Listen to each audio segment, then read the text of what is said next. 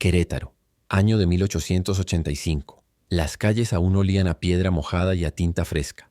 Aquella tarde, el cielo se oscureció sin aviso, como si una mano invisible hubiera apagado el sol. Los truenos rugieron sobre los cerros y entre el ruido de la tormenta, una figura avanzaba con paso firme. Un cartero, cubierto con su abrigo empapado, sosteniendo una bolsa de cuero repleta de cartas. Nadie sabía su nombre completo, solo que jamás fallaba una entrega. Hasta ese día, cuando el reloj del convento marcó las 6, el viento sopló con tanta fuerza que arrancó las persianas de las casas viejas. Los perros aullaron hacia el norte, y el hombre del correo desapareció entre los callejones sin dejar huellas. Su farol fue hallado junto al puente, aún encendido. De él nunca se volvió a saber. 100 años después, en 1985, unos obreros encontraron una vieja bolsa durante unas obras cerca del mismo puente. El cuero estaba intacto, como si el tiempo se hubiera detenido para proteger su contenido. Dentro varias cartas, y una en particular parecía recién escrita. Papel blanco, tinta fresca, fecha de 1885. La carta nunca había sido entregada. El nombre del destinatario, borroso, parecía moverse bajo la luz, como si alguien aún esperara recibirla. Los historiadores la llamaron la carta del tiempo detenido. Los vecinos más supersticiosos comenzaron a hablar del cartero muerto, el hombre que seguía cumpliendo su deber desde el más allá. Dicen que cuando llueve sobre Querétaro, puede verse una sombra cruzando el puente, con una bolsa al hombro y un farol en la mano. Algunos afirman haber recibido cartas sin remitente, selladas con el símbolo antiguo del correo imperial. Tal vez el tiempo no olvida, solo espera ser entregado. A veces las historias que el tiempo calla son las que más desean ser escuchadas. En Querétaro, las voces del pasado aún resuenan entre las piedras coloniales, y el eco de una carta nunca entregada sigue viajando con el viento. Esta no es solo una leyenda. Es un fragmento perdido de la historia, una sombra que se niega a desaparecer. El caso del cartero muerto fue archivado como un simple accidente, pero nada en esta historia es simple. Los registros desaparecieron, los nombres se borraron y los testigos con el tiempo fueron olvidando, o prefirieron no recordar. Lo cierto es que, cada cierto número de años, alguien asegura haber visto aquella figura bajo la lluvia, caminando sin rumbo, como si aún buscara una dirección que ya no existe. Hoy, en Crónicas del Pasado, abriremos la bolsa de aquel cartero y leeremos las cartas que el tiempo guardó por más de un siglo. Intentaremos entender por qué una de ellas se conserva intacta, desafiando toda lógica. Y sobre todo descubriremos si la historia fue un accidente o una deuda pendiente con el más allá. Si te apasionan los misterios reales, los relatos donde la línea entre la historia y la leyenda se desvanece, te invito a suscribirte al canal. Aquí, cada semana, resucitamos una historia olvidada del siglo pasado, porque el tiempo no destruye todo. Algunas memorias solo duermen. Dale me gusta si sientes esa curiosidad por lo inexplicable. Y cuéntame en los comentarios desde qué ciudad y país estás viendo este video. Tal vez en tu propio pueblo también exista una carta que el tiempo nunca entregó. El amanecer del 14 de septiembre de 1885 fue distinto. Un aire pesado descendía sobre Querétaro, y las campanas de la parroquia resonaban con un tono apagado, como si anunciaran algo que aún nadie comprendía. En la oficina del correo, un hombre de rostro enjuto y mirada cansada preparaba su ruta diaria. Se llamaba don Evaristo Salgado, y llevaba más de 20 años recorriendo las mismas calles con una puntualidad casi religiosa. Evaristo no tenía familia. Su vida era el correo. Cartas que unían a soldados con esposas, comerciantes con clientes, amantes con secretos. Decían que nunca había perdido una sola misiva, que conocía cada esquina del centro histórico como las líneas de su propia mano. Pero aquella mañana, mientras revisaba los sellos, notó algo extraño. Una carta no tenía registro de origen. Ni remitente, ni número de caja, ni marca postal. Solo un nombre, Isabel A. La tinta parecía demasiado fresca y el sobre exhalaba un aroma a flores marchitas. Evaristo frunció el ceño, pero decidió incluirla en su ruta. Al salir, el cielo ya estaba cubierto por nubes grises. La humedad lo envolvía todo y un silencio incómodo se extendía entre los callejones. A las 2 de la tarde, el primer trueno sacudió el valle. Los comerciantes comenzaron a cerrar los puestos y los niños corrieron a refugiarse bajo los portales. Evaristo, con su capa oscura y su sombrero de ala ancha, siguió caminando. Algunos vecinos lo vieron cruzar la plaza principal. Otros juran haberlo visto detenerse frente a la vieja casa de piedra donde vivía la familia Alcázar, una mansión que llevaba años abandonada. La lluvia cayó sin aviso. Gotas gruesas golpeaban el suelo como si el cielo quisiera borrar las huellas del cartero.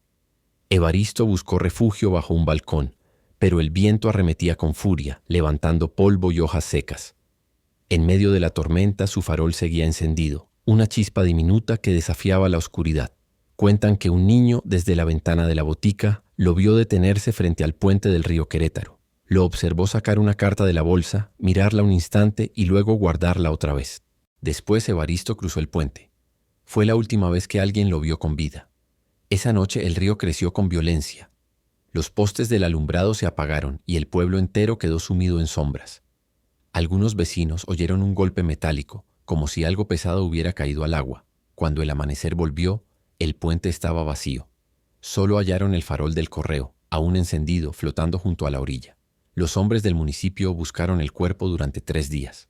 Encontraron su gorra, una carta rota y una huella de barro con forma de bota. Pero del cartero, nada. El jefe de correos declaró su desaparición un accidente y cerró el caso sin más. Nadie reclamó sus pertenencias. Nadie preguntó por él. Con el tiempo la historia se desvaneció como la lluvia que limpia el polvo de las calles. La oficina del correo cambió de administración y la bolsa de cuero de don Evaristo fue dada por perdida. Solo algunos ancianos murmuraban que, en noches de tormenta, escuchaban golpes en la puerta. Y al abrir encontraban una carta en el suelo, empapada, sin remitente. Años más tarde, cuando el puente fue reconstruido, un obrero dijo haber visto una sombra observándolos desde la otra orilla. Era un hombre con una bolsa al hombro, dijo. No hablaba, solo me miraba y cuando parpadeé ya no estaba. Nadie le creyó, pero todos recordaron el nombre que el pueblo había aprendido a susurrar con respeto y miedo, el cartero muerto. Cuando la tormenta se llevó consigo el último rastro de don Evaristo, también arrastró la memoria de su existencia. Nadie en Querétaro volvió a pronunciar su nombre en voz alta, pero el tiempo, paciente y meticuloso, guarda los ecos de aquello que los hombres intentan olvidar. Y un siglo más tarde, en el mismo lugar donde el río había reclamado al cartero, el pasado decidió hablar. Era agosto de 1985. Las cuadrillas municipales trabajaban en la ampliación del puente viejo, removiendo tierra húmeda y piedras ennegrecidas por el musgo. Uno de los obreros, al hundir su pala, golpeó algo duro. Pensó que era una roca, pero al limpiar con la mano descubrió una hebilla metálica, aún brillante, y debajo, el borde de una bolsa de cuero. El objeto estaba entero, sin grietas, y desprendía un olor extraño, ni a humedad ni a moho, sino a papel nuevo. La noticia corrió rápido. Las autoridades pensaron que era una reliquia del siglo XIX y la enviaron al pequeño museo regional. Allí, una restauradora llamada Lucía Mendiola fue la primera en abrir la bolsa. Dentro encontró 11 cartas, todas selladas con el escudo del correo imperial, y una más, colocada en el fondo, sin sello, sin remitente, sin número de registro. En el sobre solo se leía, con tinta aún negra, para Isabel A. Lucía, movida por la curiosidad, rompió el borde del sobre con una pinza fina. El papel, increíblemente blanco, no parecía tener más de unos días. En la primera línea, una caligrafía elegante decía: «Querida Isabel, el tiempo no ha sido suficiente para olvidar lo que vi aquella noche». La restauradora sintió un escalofrío. Las letras parecían recién trazadas. La tinta aún brillaba bajo la lámpara. El texto continuaba de manera inquietante. No hablaba de amor ni de asuntos familiares. Era un relato, una confesión. El autor describía cómo una figura se le había aparecido en medio de la tormenta, junto al puente, susurrando su nombre. Contaba que llevaba algo entre las manos, una carta idéntica a esa misma carta. El mensaje terminaba abruptamente con una frase ilegible, como si alguien hubiera arrebatado la pluma antes del último trazo. Lucía cerró el sobre de inmediato. Su respiración se volvió corta, y un presentimiento extraño la hizo mirar alrededor. En el laboratorio no había nadie más. Sin embargo, juraría haber oído el sonido de gotas cayendo, y un leve olor a tierra mojada llenó la sala, aunque afuera no llovía. Aquella noche no pudo dormir. Releyó el informe histórico del museo y encontró entre notas olvidadas una mención. Desaparición de un cartero durante una tormenta, septiembre de 1885. Objeto no recuperado. Lucía unió los puntos.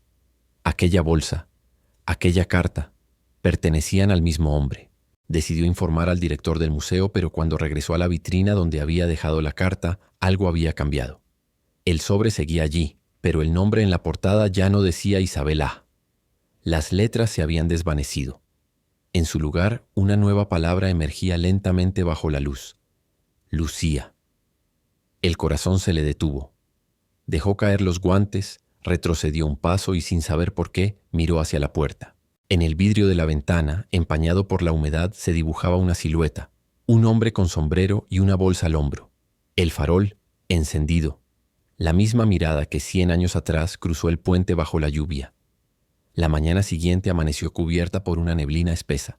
Lucía llegó temprano al museo intentando convencerse de que lo ocurrido la noche anterior había sido producto del cansancio. El aire olía a cera y madera vieja, pero bajo ese aroma familiar había otro, más sutil. Humedad de río. Un rastro que no debería estar allí. Cuando se acercó a la vitrina, el sobre seguía presente. Pero la tinta de su nombre, su propio nombre, se había extendido, formando un hilo oscuro que descendía como si la carta llorara. Lucía la observó durante minutos, incapaz de decidir si debía tocarla o huir. Al final se obligó a cerrar la vitrina y a continuar con su trabajo, aunque una voz en su interior susurraba que esa carta ya no pertenecía al mundo de los objetos. A media mañana, el vigilante nocturno del museo, un hombre mayor llamado Ramiro, entró con el rostro pálido. «Señorita», dijo, «anoche oí pasos en la sala del correo. Cuando fui a revisar, había un hombre junto a la vitrina, con una linterna encendida. Creí que era usted, pero luego desapareció. Dejé la luz encendida y me fui». Lucía lo miró sin responder. Sabía que no había sido él quien imaginó cosas. Esa tarde decidió caminar hasta el puente donde todo había comenzado un siglo atrás. El río bajaba manso, reflejando el cielo gris.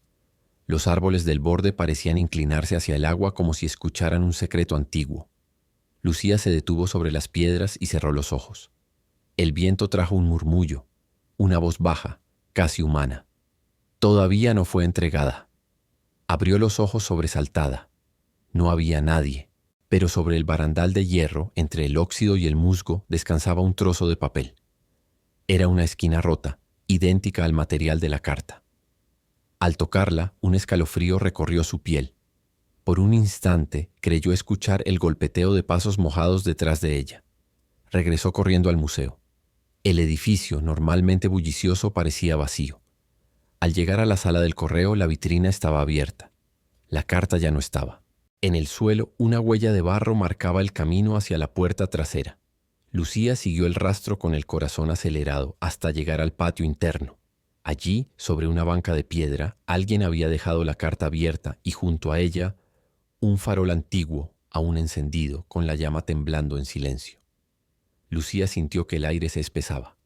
El sonido del río, aunque lejano, retumbaba en su cabeza. En el reflejo del cristal del farol creyó ver un rostro, el de un hombre empapado de mirada triste, observándola desde el otro lado del tiempo. «¿Qué quieres?», murmuró, y la llama, al titilar, pareció responder: «Entregarla». Esa noche los habitantes del barrio cercano juraron haber oído el repicar de pasos en las calles vacías.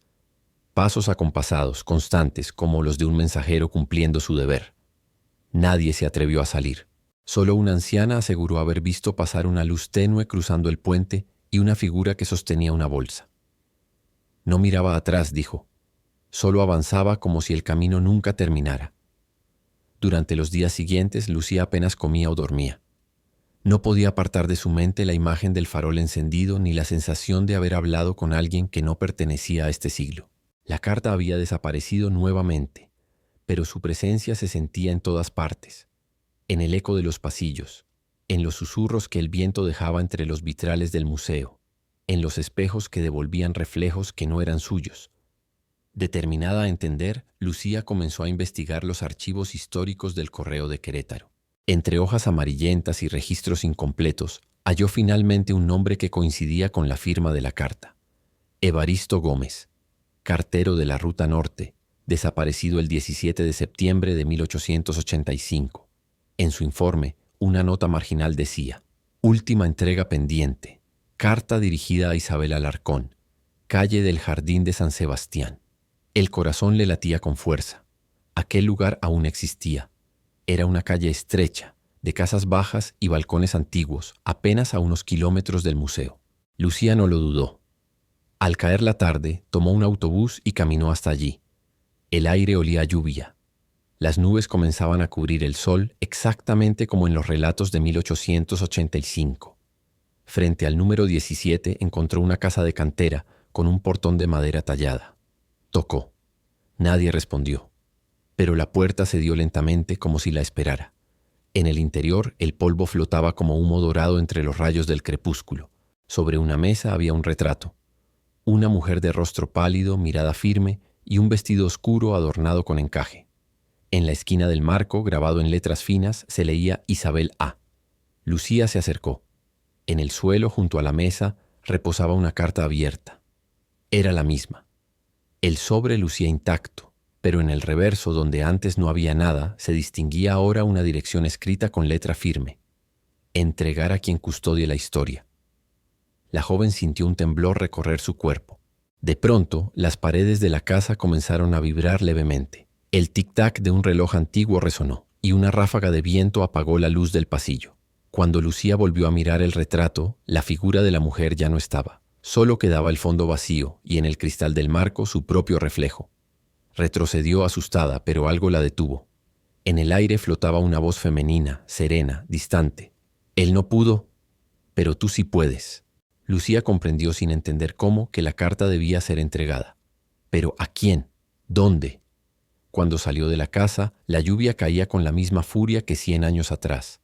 La calle parecía transformarse, los autos habían desaparecido, las luces modernas también. Solo quedaban faroles de gas, carruajes y un silencio antiguo que le erizó la piel. Estaba en Querétaro, pero no en su tiempo. Intentó correr, pero sus pasos resonaban sobre adoquines que ya no existían. De entre la niebla surgió una figura conocida, el cartero. El mismo rostro del retrato del museo, mojado, cansado, pero con una mirada de alivio. En su mano extendida sostenía la carta. Lucía dio un paso al frente. Él asintió lentamente. «Gracias por devolverme el camino», murmuró, y desapareció con la lluvia. Cuando Lucía miró hacia sus manos, la carta seguía allí. Pero en el sobre, una nueva frase se dibujaba con tinta viva. A nombre de Lucía Mendiola. Entregada. La tormenta se extendió sobre Querétaro como un manto de hierro. Las calles estaban vacías y el sonido de los truenos se confundía con los ecos de un tiempo que no pertenecía al presente. Lucía caminaba sin saber hacia dónde, con la carta apretada entre los dedos. La tinta aún se movía sobre el papel, como si respirara. Llegó al puente, el mismo donde todo había comenzado 100 años atrás. El agua corría turbulenta, golpeando las piedras con furia. Cada relámpago iluminaba brevemente la figura de aquel hombre, el cartero, que la observaba desde el otro extremo. No parecía un espectro, sino un ser cansado, atrapado en una espera demasiado larga. «Evaristo», susurró Lucía.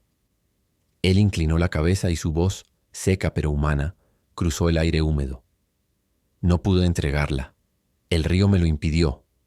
El deber me siguió más allá de la muerte». Lucía comprendió entonces. No debía leer la carta sino entregarla. Miró alrededor, buscando un destinatario que no existía, pero cuando sostuvo el sobre bajo la lluvia, el papel comenzó a absorber el agua sin destruirse. Las letras antiguas se diluyeron y nuevas palabras emergieron, escritas en la misma caligrafía elegante, para quien conserve la memoria de lo olvidado. El viento sopló con fuerza. Lucía sintió una mano posarse sobre la suya. No había frío, sino una tibieza serena, como la de un adiós necesario. El cartero sonrió por primera vez. «Gracias», dijo, antes de desvanecerse con la lluvia, dejando solo el farol encendido a su lado. El agua se calmó. El cielo comenzó a abrirse lentamente.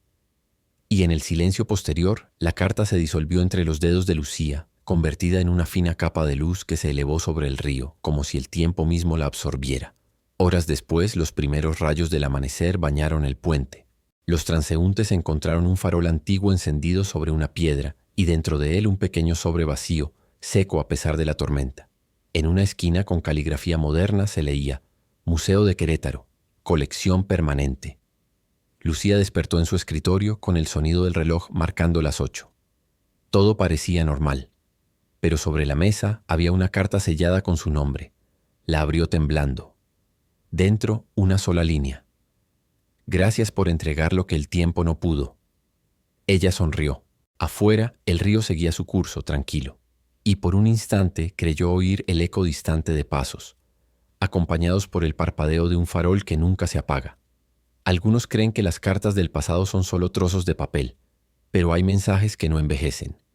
Solo esperan a quien tenga el valor de escucharlos. Tal vez en alguna parte aún existan palabras destinadas a nosotros, viajando entre el tiempo y el olvido, buscando un lector que las devuelva a la vida. La historia del cartero de Querétaro no es solo una leyenda, es un recordatorio de que la memoria nunca muere del todo. Lo que se escribe con intención, con promesa, con destino, siempre encuentra su camino, aunque tenga que cruzar un siglo de silencio y tormenta. Si sentiste el eco de esta historia, suscríbete a Crónicas del Pasado y acompáñanos en el próximo relato. Deja tu me gusta si crees que algunas almas aún tienen algo por entregar. Y cuéntanos en los comentarios desde qué ciudad y país escuchaste esta crónica, porque quizá en tu propia tierra también haya una carta que todavía espera ser leída.